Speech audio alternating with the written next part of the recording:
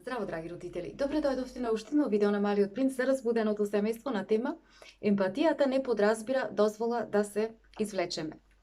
Порекогаш толку многу ги потискаме нашите деца, им несуваме страв од практичноста на животот, без да сме свесни за тоа. Например, авторката Шефали ни зборува за едно девојче на 8 години, кој што почнало да изјавува страв од лифтови и често пати кога излегувале во градот да одат во трговските центри, тој ден бил исклучително стресен за родителите, затоа што девојчето одбивало да се качува во лифтот и родителите заедно со неа морале да се качуваат по скалите во висококатниците. Мајката кога дошла кај авторката Шефали изјавила: "Јас разбирам дека ќерка ми дека се плаши затоа што јас како дете бев многу анксиозно и самата се плашев од многу работи и затоа не ја притискам ќерка ми да се соочи со своите стравови и чувствувам дека треба да ја поддржувам, дека треба да сочувствувам со неа, меѓутоа не знам дали со тоа и помагам или пак дали предизвикувам уште повеќе да биде вознемирена." На прв поглед овде можеме да забележиме дека мајката се обидува да се поврзи со своето дете преку нејзиното искуство кога таа била мала, и тоа на некој начин представува еден позитивен потек, меѓутоа мајката, што е клучно овде, не успева да направи разлика помеѓу емпатијата и помеѓу претераното идентификување со нејзиното собствено искуство. Бидејќи анксиозноста ги отсликува собствените искуства на мајката од нејзиното рано детство, тоа ја подсетува на нејзината кршливост, значи на нејзината крепкост кога таа била мала, и токму поради тоа мајката станува презаштитнички настроена спрема своето дете, значи сака да ја заштити од болката да се соочи нејзината ќерка со стравот од лифтот. Значи проблемот овде кај мајката не е насочен кон лифтот, кон стравот од лифтот, туку е насочен кон стравот дека нејзиното дете не е доволно издржливо, премногу е крепко да може да се соочи со овој предизвик. И оваа кршливост пред се доаѓа и е абсорбирана всушност од кршливоста на мајката во нејзините рани детски искуства. Значи, оваа состојба на несоодветност, доколку не ја освести мајката, ќе се пренесе врз своето дете и понатаму тоа се пренесува генерацијски. Што треба да направи овде мајката? Првиот чекор е мајката да препознае дека емпатијата не представува дозвола да се извлече. Односно, доколку мајката би настапила емпатично, тоа би подразбирало да му каже на своето дете: "Разбирам дека лифтовите ти создаваат едно непријатно чувство, но јас ќе бидам тука, покрај тебе, да ти помогнам да се соочиш со овој страв, да се соочиш со оваа борба, ќе бидам покрај тебе заедно да се соочиме со ова нешто."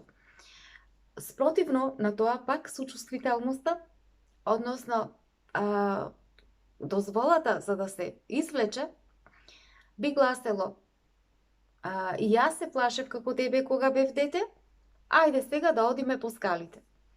Значи, стравот овде на ќерката е одобрен како валиден начин на живот, наместо да се соочи детето директно со стравот и да го почувствува по природен пат. Значи, овде можеме да видиме во кој момент се појавува стравот кај мајката. Се појавува во моментот кога и таа почнува да се стигнува по скалите со своето дете. Значи, таа всушност се согласува дека нејзиното дете нема доволно издржливост да може да се соочи со овој предизвик, односно да може да го доживее нормално својот страв.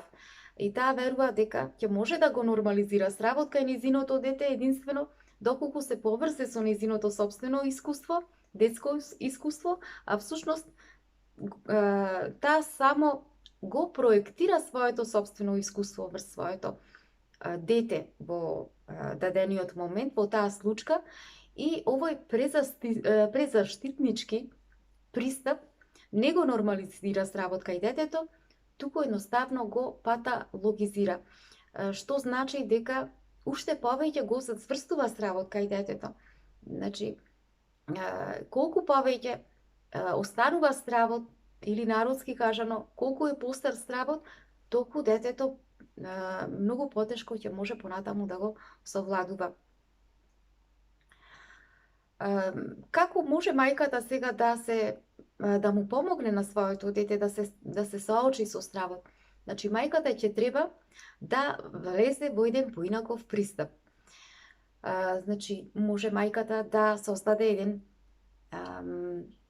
колоритен амбиент, кој што ќе представува еден безбеден амбиент во кој што детето би било помирно, би се повлекувал стравот, значи би можеле исто така да пишуваат приказни во кој што детето ќе може да го искажува својот страв или пак да тој страв да го изразува преку цртежи, да го нацрта својот страв, или пак двете да глумат дома како се возат во лифт, да прават значи да се заменуваат едни со други улоги, во кои што се замислуваат на исто така и преку интересен, хумористичен начин, различни сцени додека се возат во лифтот и така натаму. Значи, на овој безболен начин мајката може да влијае на своето дете, да му помогне не само директно да се соочи со стравот, туку и на некој начин да го смири емоционалниот набој околу тоа чувство.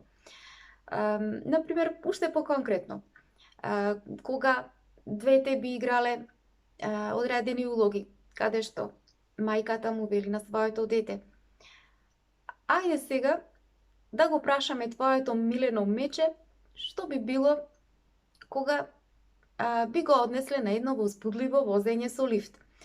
Ајде сега да го качиме на еден кат со лифтот и да видиме како ќе му оди. А ти за тоа време можеш да се качиш по скалите и да не дочекаш таму горе. И ќе го прашаме мечето: ако му се допадне возењето, дали ќе сакаш и ти да се вратиш со нас заедно, да се стимниме долу?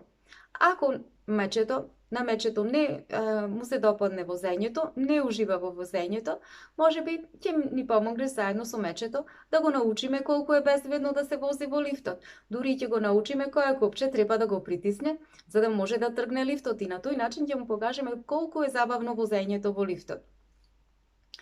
Значи, кога ние како родители вака се повикуваме преку духот на ентузијазмот, преку духот на авантурата, значи можеме да замислиме безброј начини како да му помогнеме на нашите деца, да можат да природно да се прилагодуваат, да ги чувствуваат своите чувства.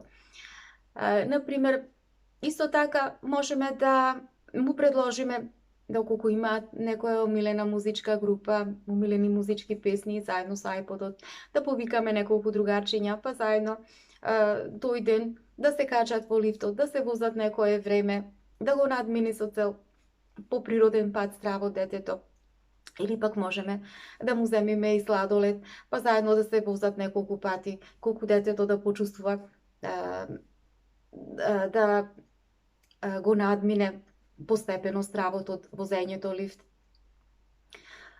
Значи, способноста на родителите да можат тие да бидат ентузијастични, да бидат оптимистични секогаш пред ваквите предизвици, без со сила да ги туркаат децата, да го надминуваат стравот, без постојано да ги контролираат, или пак да паѓаат во очај да се откажуваат.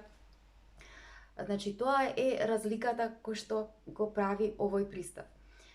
Затоа што овој пристап ги учи децата дека стравовите не треба да се избегнуваат, не се нешто од кое што треба да се плашат, туку тие треба да се соочуваат со нив, ама преку еден креативен начин.